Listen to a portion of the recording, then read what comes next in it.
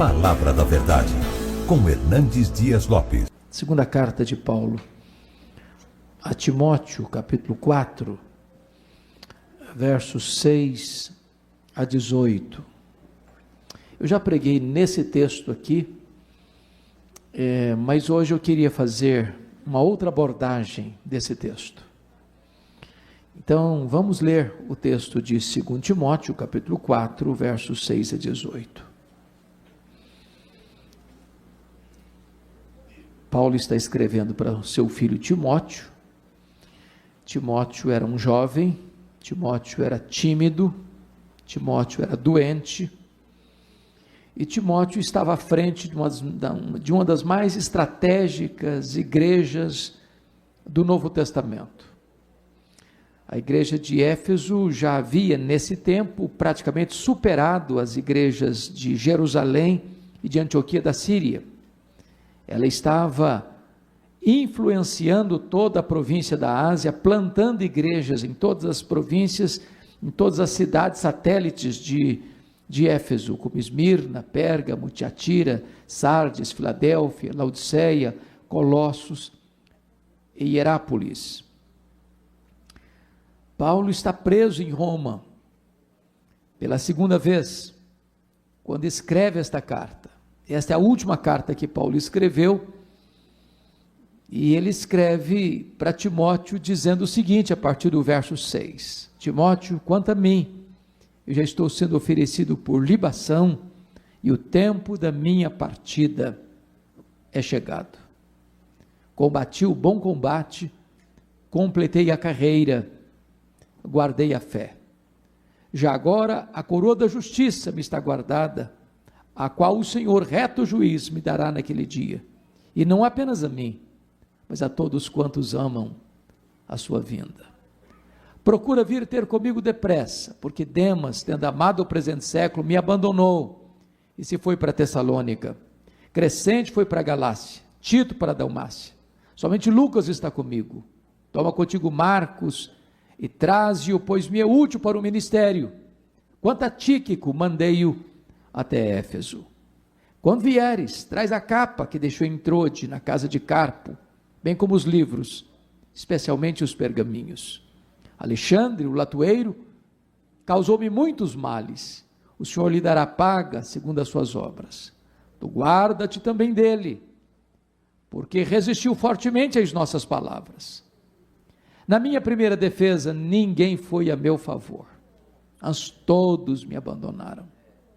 Que isso não lhe seja posto em conta, mas o Senhor me assistiu e me revestiu de forças, para que por meu intermédio a pregação fosse plenamente cumprida, e todos os gentios ouvissem, e fui libertado da boca do leão. O Senhor também me livrará de toda obra maligna, e me levará salvo para o seu reino celestial. A Ele, glória pelos séculos dos séculos. Amém.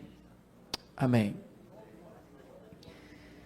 Irmãos amados, todos vocês sabem que Paulo esteve preso em Roma por 2 vezes. A primeira prisão nos anos 61, 62, e a segunda prisão nos anos 66, 67. Na primeira prisão, quem estava por trás, orquestrando contra Paulo, eram os seus próprios irmãos, os judeus. Mas na segunda prisão, quem estava conspirando contra Paulo, era a pesada máquina do Império Romano. Na primeira prisão, Paulo tinha determinadas regalias. Ele estava numa espécie de casa alugada, talvez hoje diríamos que era uma prisão quase que domiciliar. Mas na segunda prisão, ele é lançado numa masmorra úmida, fria, escura, insalubre, de onde as pessoas saíam leprosas, ou para o martírio, a masmorra Mamertina. Na primeira prisão, Paulo orou para sair, pediu oração para sair, e de fato saiu, talvez para fazer a 4ª viagem missionária, deixando Tito em Creta, deixando Timóteo em Éfeso, muito provavelmente indo à Espanha, como era seu desejo. Mas na segunda carta, ou melhor, na segunda prisão, ele não pede oração para sair. Ele não ora para sair. Porque já escreve esta carta como alguém sentenciado à morte, no corredor da morte, aguardando o dia da sua execução. Na primeira prisão, ele foi preso como um pregador, como um apóstolo.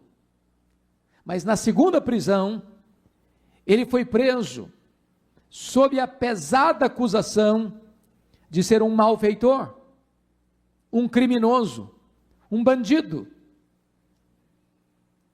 Talvez acusado do mais horrendo crime do império, que foi o incêndio da maior, mais rica, mais poderosa, mais populosa cidade do mundo, a cidade eterna, a cidade de Roma, a capital do império.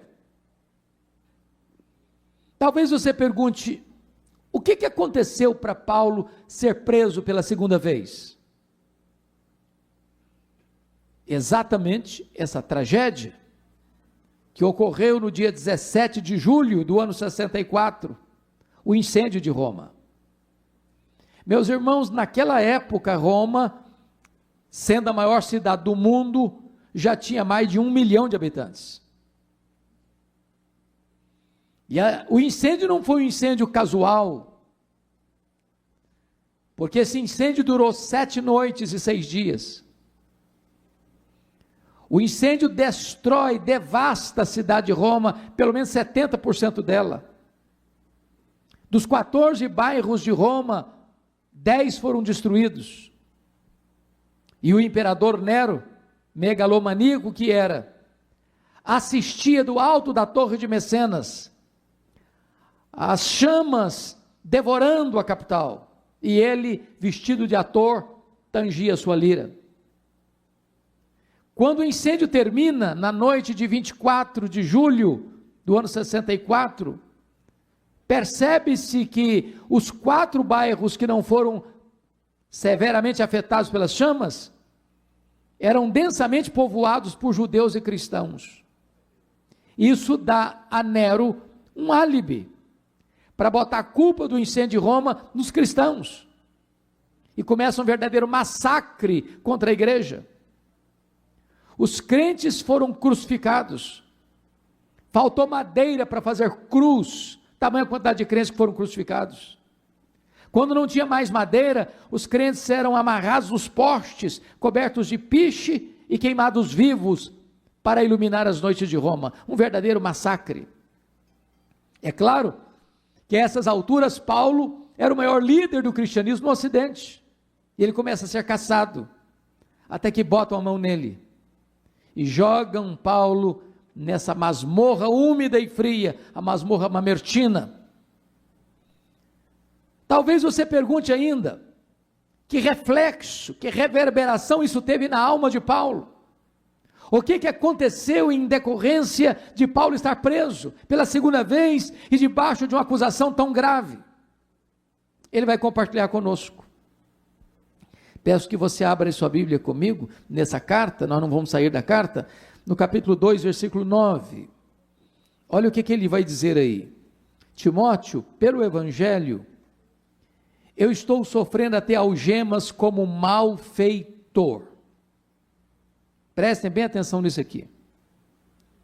Pense comigo nos fake news da época. Os comentários de esquina. As pessoas dizendo nas rodinhas, está sabendo a última? Como assim? Aquele poderoso, famoso pregador, está preso. É um bandido. É um criminoso. É um malfeitor. Estava por trás do incêndio de Roma. Meus irmãos, isso é assassinato de reputação. Isso é atentar, conspirar contra a honra do apóstolo. Isso é como subir no alto de uma montanha, soltar um saco de penas, não dá para recolhê-las todas mais. Paulo está preso como um malfeitor, acusado de um crime gravíssimo que ele não cometeu. estão destruindo a reputação dele, estão maculando a honra dele, estão desconstruindo o testemunho de vida dele. Mas tem mais.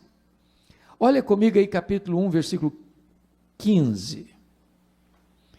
Ele diz assim: Timóteo, estais ciente de que todos, não alguns, não a maioria, mas todos os da Ásia me abandonaram.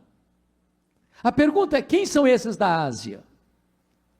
São seus filhos na fé, aqueles que ele ganhou para Cristo, das igrejas que ele plantou, direto ou indiretamente, gente que o conhecia, gente que sabia do seu caráter, do seu testemunho ilibado, da sua vida irrepreensível, mas que em virtude da situação em que Paulo se encontrava, e com medo de que eles também sofressem as mesmas sanções, se acovardaram e abandonaram Paulo. Ninguém teve coragem para se apresentar, dizendo: esse homem não é um bandido, esse homem não é um malfeitor, esse homem não é um criminoso. Todos se encolheram, todos recuaram, todos se acovardaram. Imagine o estrago que isso pode produzir na alma de um homem. Na hora que ele mais precisa, todos aqueles que foram fruto do seu ministério o abandonam. Mas tem mais. Confira comigo o capítulo 1, versículo 8. Ele diz assim: Timóteo, não te envergonhes, meu filho, do testemunho de nosso Senhor, nem do seu encarcerado que sou eu. Talvez nada machucou mais emocionalmente Paulo do que isso aqui. Irmãos, Timóteo era o mais próximo colaborador de Paulo, era seu filho amado. Até Timóteo está com vergonha de Paulo, até Timóteo está constrangido em se apresentar e dizer: esse aí é meu pai, esse homem eu sei quem ele é, eu conheço o caráter dele, ele é um homem íntegro, ele não é um bandido, ele não é um malfeitor, ele não é um criminoso. Até Timóteo estava acovardado. Já pensou o que é isso para a alma de um pastor? Mas tem mais. Olha comigo capítulo 4, versículo 16. Vocês todos sabem que até hoje as melhores escolas de advocacia, de direito do mundo, ainda estudam o direito romano. Embora Paulo estivesse debaixo de uma pesada acusação, ele teve direito de defesa. Marcaram uma primeira audiência para ele apresentar suas testemunhas. E eu imagino que Paulo vai para esta audiência com uma grande expectativa de que terá lá muita gente para defendê-lo, para dizer: não, esse homem não é criminoso, esse homem não é malfeitor, ele não é bandido, ele é um homem sério, ele é um homem de Deus, por onde ele passa, ele deixa rastros luminosos de um exemplo irrepreensível, ele não é responsável pelo incêndio de Roma. Agora veja o que acontece, capítulo 4, 16. Ele diz: na minha primeira defesa, ninguém foi a meu favor, antes todos me abandonaram. Já pensaram o que é isso? A dor do coração desse homem. Não tem ninguém para ir lá para dizer uma palavra a favor dele. Diríamos hoje que foi julgada a revelia. A revelia. Resultado? Capítulo 4, verso 6. Ele sai dessa audiência sentenciado à pena de morte. Por ser um cidadão romano, não sofreu o tipo de morte que Pedro sofreu por ser um cidadão comum, a crucificação. Mas ele foi degolado. Ao escrever essa carta, irmãos, Paulo escreve já essa carta como alguém no corredor da morte, aguardando o dia da sua execução. Agora eu pediria a você, pastor, a você, obreiro, a você, irmão, a você, irmã, a você, jovem, para se transportar no tempo e no espaço e se colocar um pouquinho do lugar de Paulo. Se fosse você que estivesse nessa situação, já velho, cheio de cicatrizes, Depois de ter plantado igrejas nas províncias da Galácia, da Macedônia, da Acaia, da Ásia Menor, depois de ter se desgastado pelo Evangelho, depois de ter dado tudo pela causa do Evangelho, agora ele está no final da vida, velho, pobre, cheio de cicatrizes.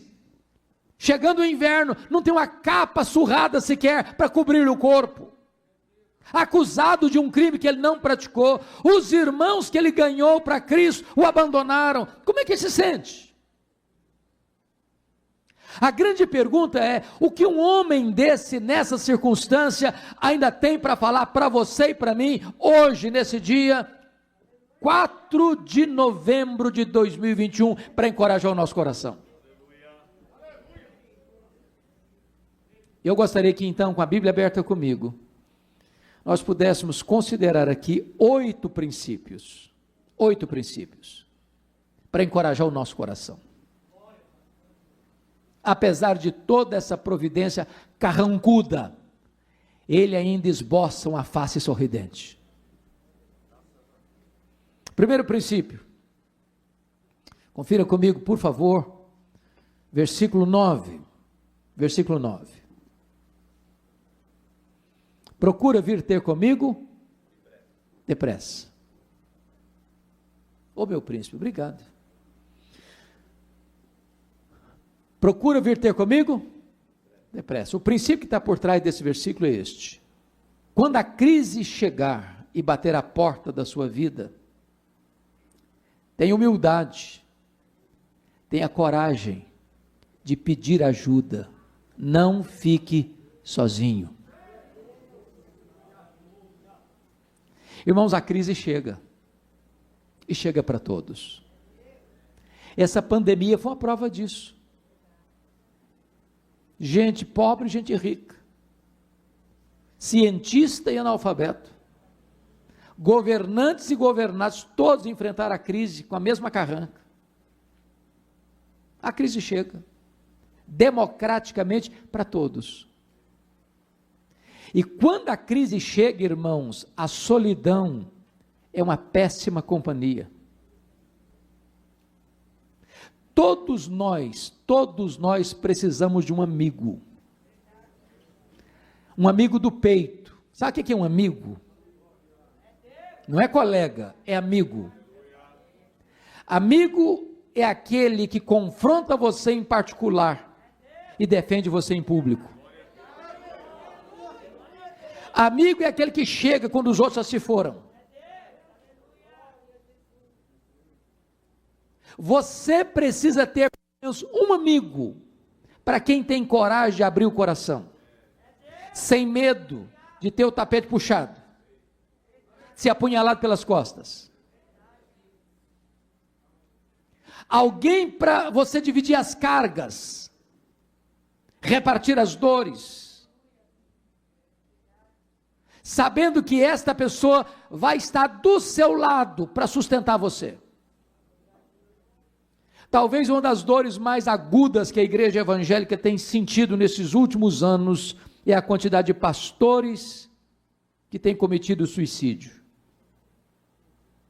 E a pergunta que fazemos é essa: meu Deus, por que esse colega não achou pelo menos um amigo para abrir o coração, para pedir ajuda?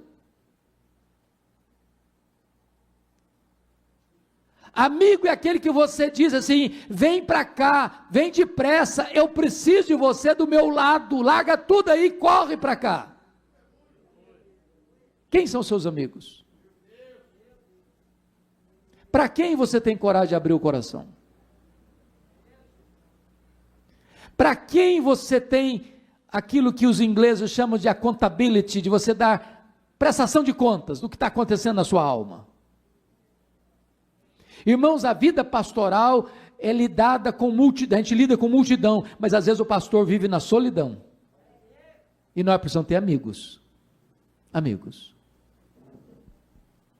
Segundo princípio, olha comigo por favor, versículo 10, porque Demas, tendo amado o presente século, me abandonou. E o princípio que está por trás do verso é o seguinte: quando as pessoas decepcionarem você, não faça arquivos de mágoas, de memórias amargas. Deixa eu lhes dizer algo. Ninguém exerce o pastorado, ninguém exerce liderança sem ter frustrações. Sabe por que as pessoas nos decepcionam? E nós decepcionamos as pessoas. Nós não somos uma pessoa perfeita, nós não viemos de uma família perfeita, nós não nos casamos com uma pessoa perfeita, nós não temos filhos perfeitos, nós não pastoreamos uma igreja perfeita, logo nós vamos ter queixas uns dos outros. Se nós ficarmos remoendo mágoas, tristezas, dores, decepções, nós vamos perder a alegria, nós vamos perder a saúde, nós vamos perder o sono, nós vamos perder o foco. Se alguém machucou você na sua caminhada, bote o pé na estrada e continue caminhando. Toca a sua vida, toca o seu ministério. Porque não é fácil ser abandonado. Não é fácil ser abandonado pelo namorado, pela namorada, pelo noivo, pela noiva, pelo marido, pela esposa, pelo amigo, pelo irmão. Não é fácil não. Não é fácil ser abandonado na hora que você mais precisa de ajuda. Não é fácil você ser abandonado por alguém que você ajudou. Não é fácil ser abandonado na velhice. Mas preste atenção nisso. Se você parar, se você estacionar, se você ruminar isso na sua alma, você perde o foco da vida.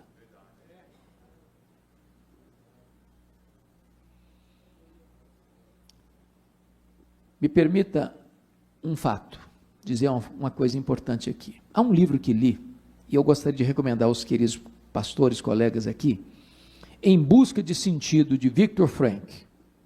Viktor Frankl foi o pai da logoterapia e ficou preso no campo de concentração nazista e sobreviveu. E ele diz que a única coisa que ninguém pode tirar de você é o direito que você tem de fazer as suas escolhas. As pessoas podem tirar sua liberdade, podem tirar seu dinheiro, podem tirar sua vida, podem tirar sua família, mas elas não podem tirar o direito que você tem de fazer as suas escolhas. Ela fala mal de você, você fala bem dela. Ela persegue você, você ora por ela. Ela amaldiçoa você, você abençoa ela. Não guarde mágoas. Toque a sua vida, toque o seu ministério. Não faça arquivos de memórias amargas. Terceiro princípio, irmãos, confira comigo o versículo 11. Por gentileza, olha aí. Toma contigo Marcos e traze-o, pois me é útil para o ministério. O princípio que está por trás desse verso é esse. Se você se lembrar que em algum tempo da vida você machucou alguém, tenha coragem de pedir perdão e restaurar esse relacionamento. Eu só consigo entender esse versículo 11 à luz de mais dois versículos. O primeiro deles, Atos 13:13. Porque esse Marcos aí é o João Marcos, o primo do Barnabé. Que em Atos 13:13 diz que ele abandonou os dois missionários em Perge da Panfilha e retornou para a casa da mãe dele, em Jerusalém. A pergunta é, por que esse João Marcos abandonou os dois missionários? A Bíblia não é clara sobre isso. Podemos ter pelo menos três inferências. A primeira delas é que talvez ele era muito jovem, pensou que missões fosse turismo. Aí se desencantou e voltou. Segunda possibilidade, quando ele sai de Antioquia, o líder da caravana não era Saulo, não era Paulo, era o Barnabé. O Espírito Santo não mandou separar Saulo e Barnabé, mas mandou separar Barnabé e Saulo. Então o líder era o Barnabé. Só que em Pafos muda o comando. E Paulo assume o comando. Ele deve ter pensado, sobre a liderança do meu primo, eu tinha coragem de ir. Na liderança do outro eu não vou não. Terceira possibilidade, eu creio nessa aqui.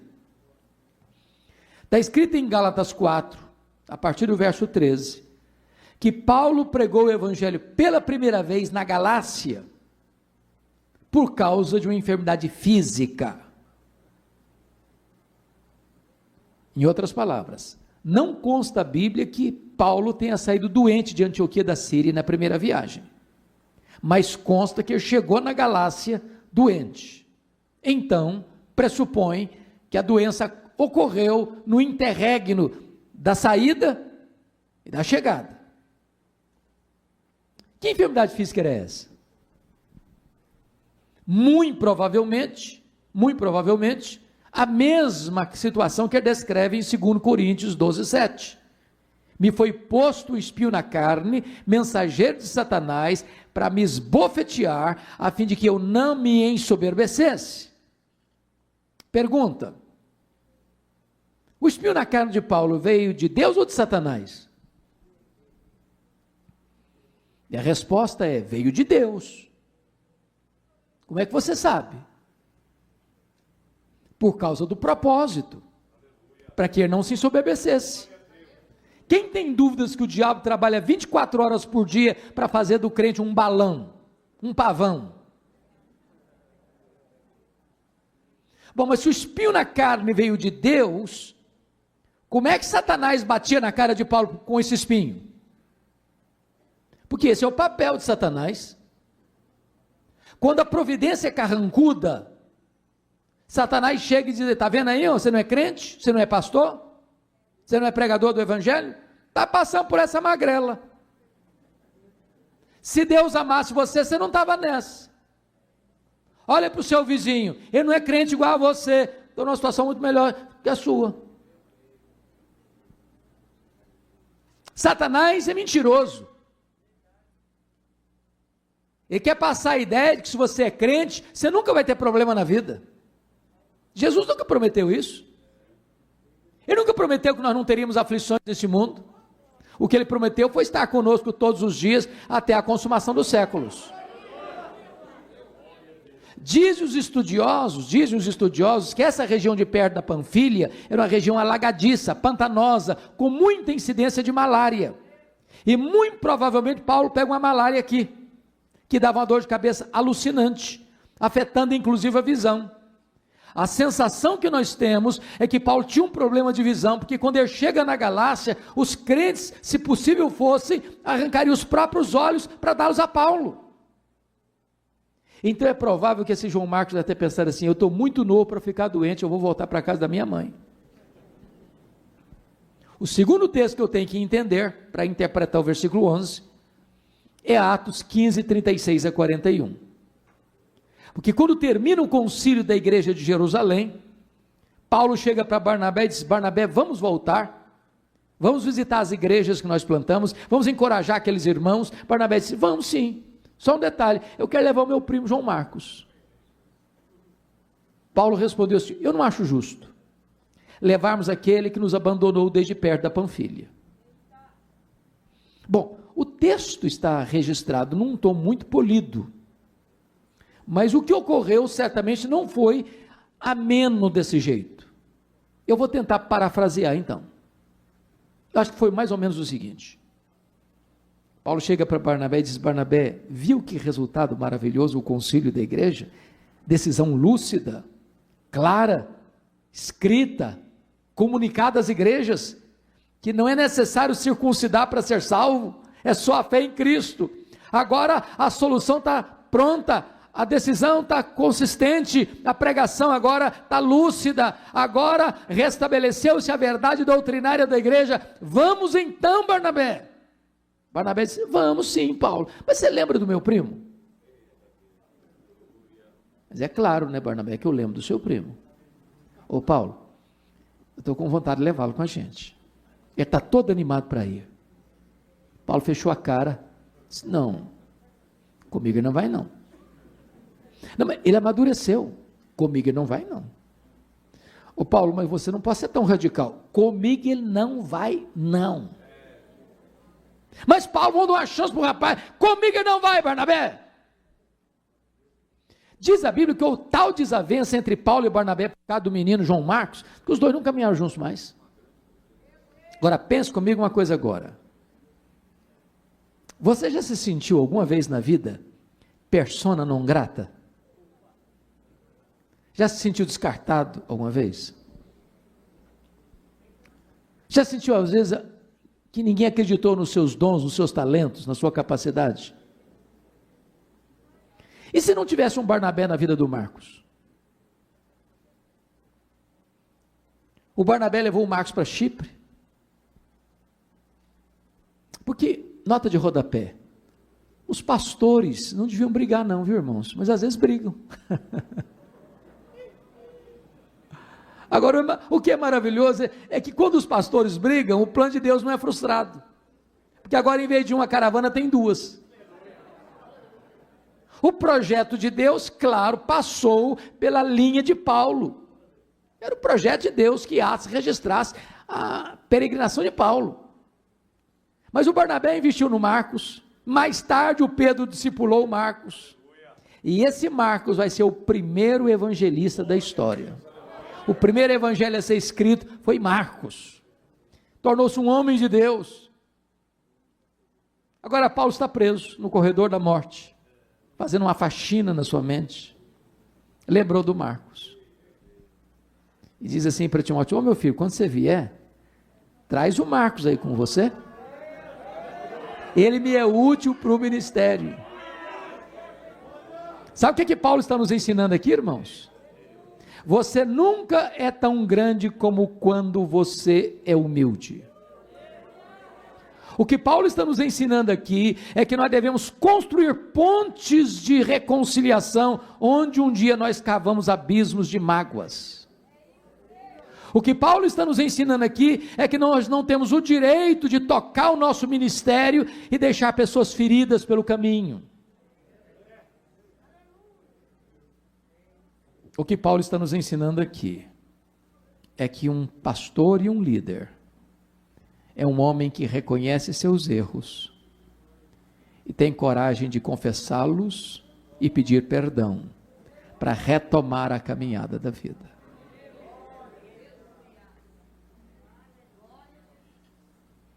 Quarto princípio.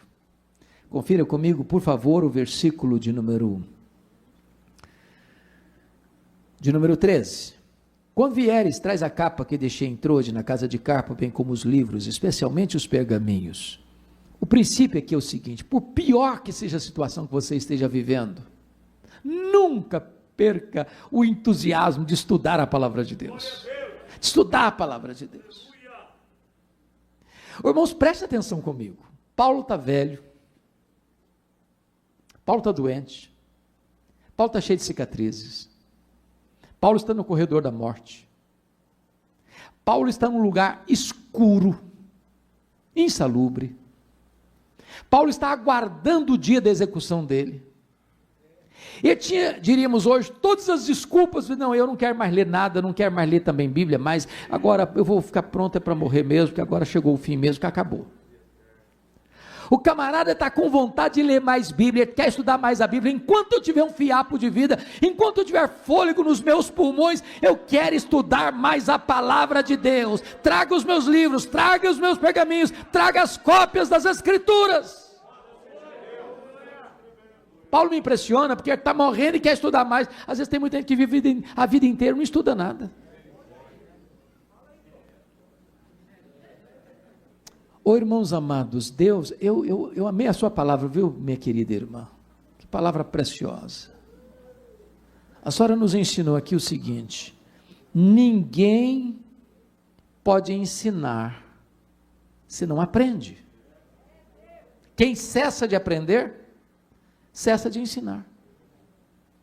Parabéns pela Escola Bíblica de Obreiros. Tem hora que o pastor precisa parar mesmo.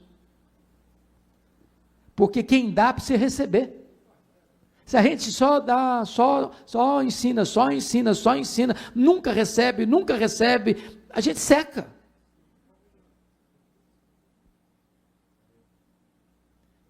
Nós estamos vivendo uma geração fantástica, acesso ao conhecimento. Temos várias Bíblias de estudo, temos vários livros maravilhosos. Mas, por outro lado, irmãos, nós temos uma geração rasa de Bíblia. Rasa de Bíblia. Tem lugar que você chega e diz, meus irmãos, vamos abrir no profeta Abacuque. O cara começa a procurar Abacuque lá em Gênesis. Ele nem sabe que existe o Abacuque.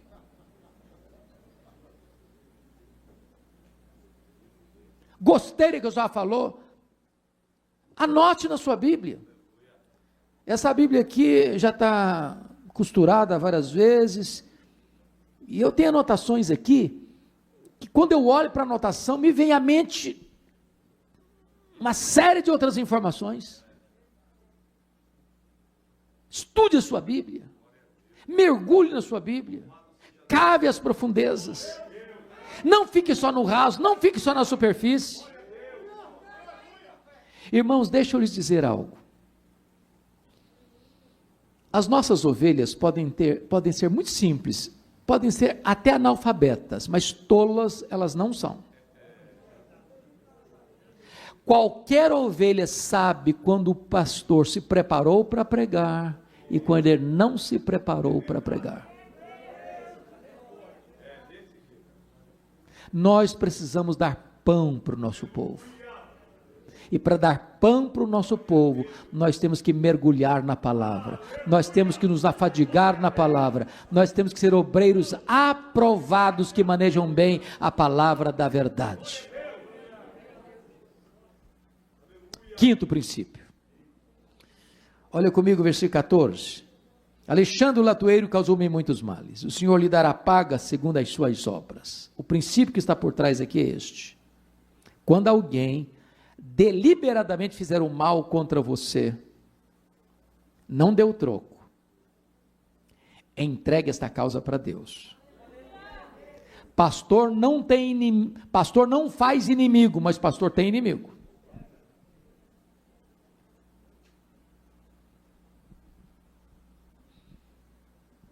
O que você faz quando alguém faz mal a você?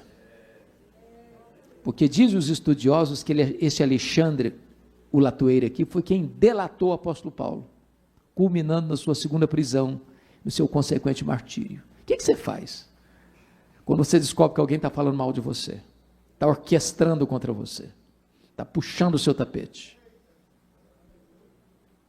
É claro que pastor não revida, né? Pastor, gente crente. A gente não dá o troco, não é verdade?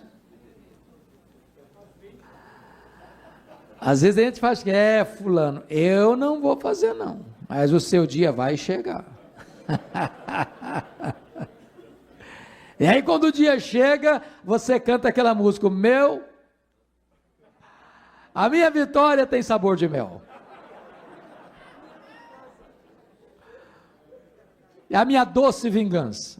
Irmãos, pastor não pensa assim não, crente não pensa assim não, tá? Crente dá o troco não. Crente perdoa. E entrega a causa para quem? Para Deus. A mim me pertence a vingança, diz o Senhor. Eu retribuirei. Se você for fazer, vai dar errado. Vai dar errado. A gente não tem medida de justiça para fazer isso. Deus sabe fazer. Meu papel é perdoar. Meu papel é pagar o mal com o bem.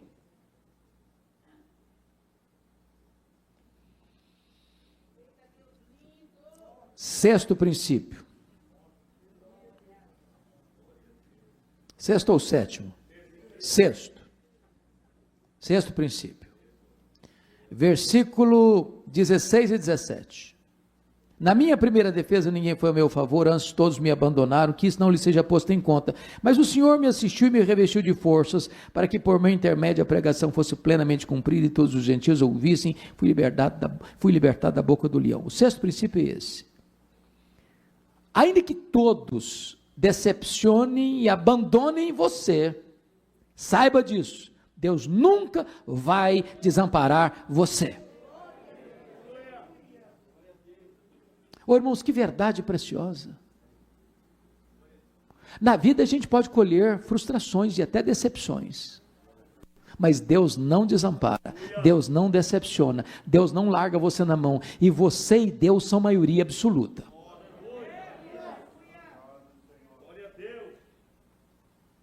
Agora vamos entender o que Paulo está dizendo aqui, porque quando ele vai para essa audiência, ele vai com expectativa, e ele chega lá pensando, vai ter uma multidão de crente aqui para me defender, e quando ele chega não tem ninguém. Eu imagino que ele ficou olhando para a porta, vai entrar um crente, vai entrar um filho na fé, vai entrar alguém que me conhece, vai entrar alguém para falar a meu favor, e não entra ninguém. E ele ficou o quê? Com a bateria riada. Ele ficou com um sinal vermelho, porque o tanque estava vazio. Ele se enfraqueceu. Então diz o seguinte, mas o Senhor me revestiu de quê? De força. Só é revestir de força quem está enfraquecido.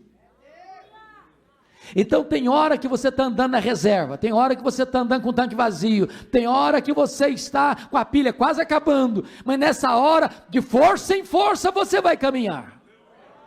Deus não vai deixar você sozinho, Deus não vai deixar você desamparado, Deus vai te fortalecer, Deus vai lhe dar coragem, Deus vai lhe dar ânimo, Deus vai lhe dar vitória, Deus vai lhe sustentar.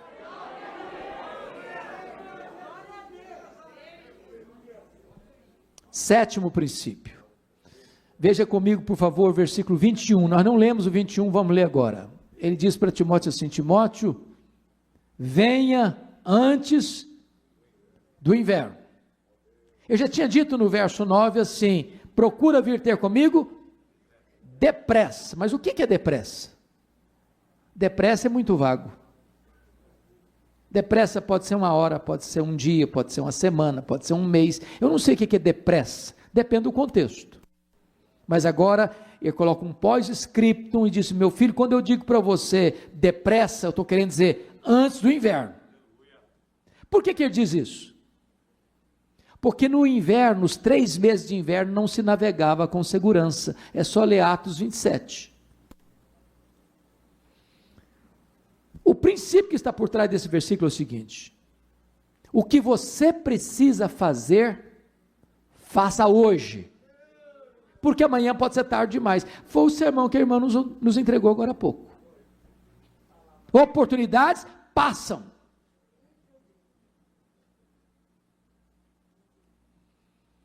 O que ele está dizendo para Timóteo é o seguinte: meu filho, se você esperar os 3 meses de inverno passar para você vir, não precisa vir não, eu já terei sido executado, aí é tarde demais. Irmãos amados, há coisas que não podem esperar.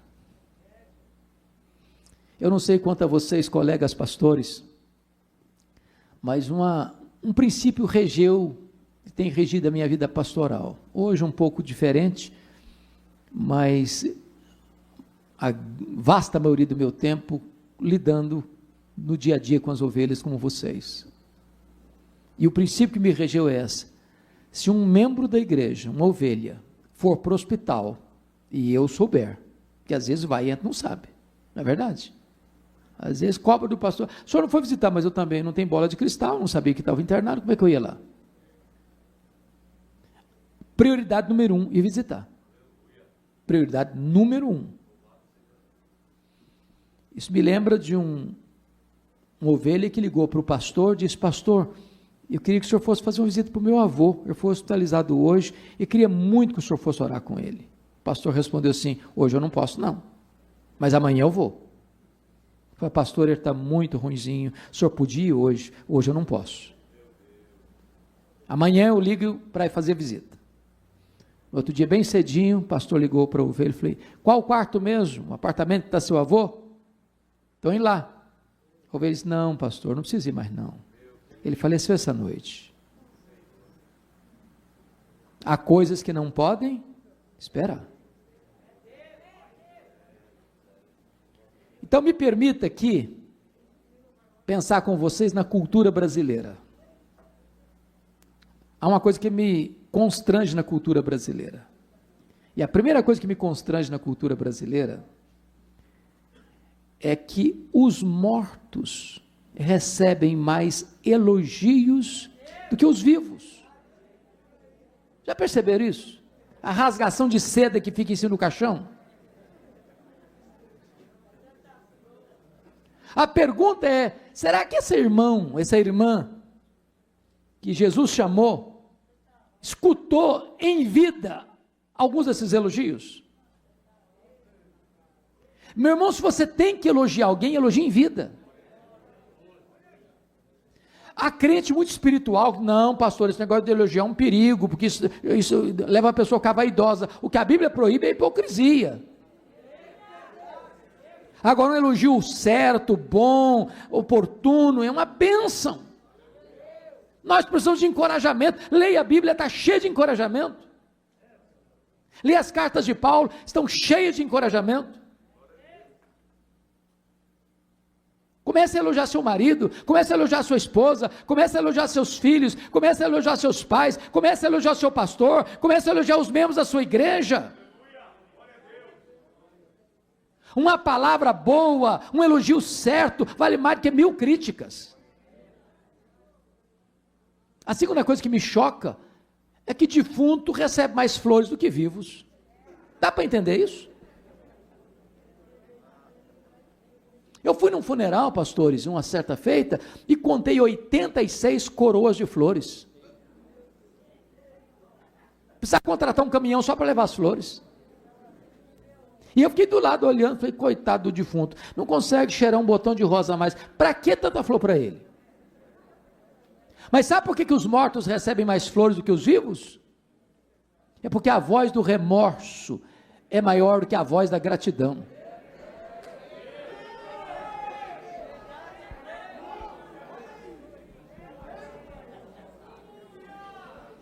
Me permita ser mais descontraído um pouquinho agora. Eu sei que todos os homens aqui são muito românticos, né?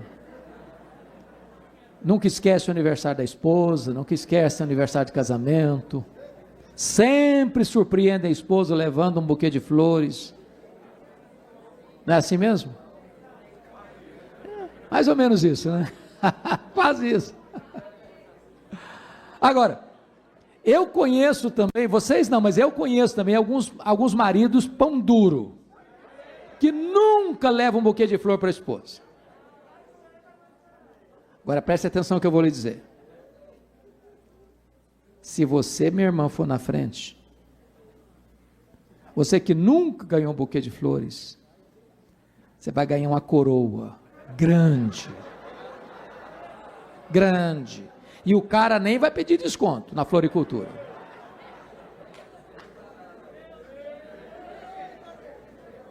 Se tiver que mandar flores, manda em vida, manda em vida. O que você tem que fazer, faça hoje. Talvez está na hora de você fazer uma visita. Tempo que você tinha que ter feito, não fez até hoje. Aquela conversa, está esperando há tempo. Aquela ajuda, aquela oferta que você precisa dar para alguém que está precisando de ajuda, vai lá. Depois é tarde, é agora, é hoje. Venha antes do inverno. Exatamente isso. Ela colocou tudo que ela tinha a serviço de Jesus. Quebrou o vaso, ela não abriu o vaso, ela quebrou o vaso. Mas para terminar, o último princípio, o 8º princípio, versículo 18, olha aí o que está escrito. Ele termina, fecha a cortina da vida, dizendo o seguinte: a Ele, glória pelos séculos dos séculos, amém. E o princípio é este: a melhor maneira de você fechar as cortinas da vida e encerrar a sua carreira e o seu ministério é dando a Jesus toda a glória devida a Ele. Não tem monumento para homem, não tem homem no pedestal. O único que deve receber a honra, a glória e o louvor é o Senhor Jesus Cristo. E não tem melhor maneira de encerrar a carreira do que essa. A Ele, glória, pelos séculos dos séculos. E eu acho que quando Paulo escuta na prisão, a masmorra mamertina, a chamada dele, está na hora. Não tem coração tremendo, não tem desespero, não tem revolta, não tem medo. Ele avalia o passado e diz o seguinte: olha, gente, eu combati o bom combate, eu completei a carreira, eu guardei a fé. Ele não está com medo de enfrentar a espada de Roma. Ele diz: eu já estou sendo oferecido por libação e o tempo da minha partida é chegado. E essa palavra partida é um eufemismo para a morte. Ele está dizendo o seguinte: olha, eu vou descansar das fadigas, eu vou fazer minha última viagem rumo à pátria celestial, eu vou mudar de endereço, eu vou voltar para a casa do Pai.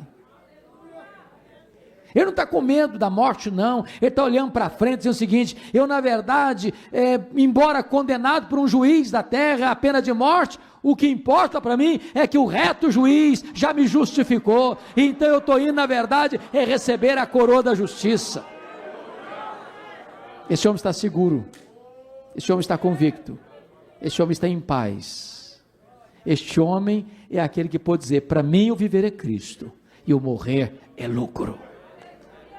Oh, irmãos, que Deus nos ajude a viver seguindo as pegadas daquele que imitou a Cristo. Que Deus nos ajude a exercer o nosso ministério para a glória de Deus, para a salvação dos perdidos e para a edificação da igreja. Que seja assim. Amém.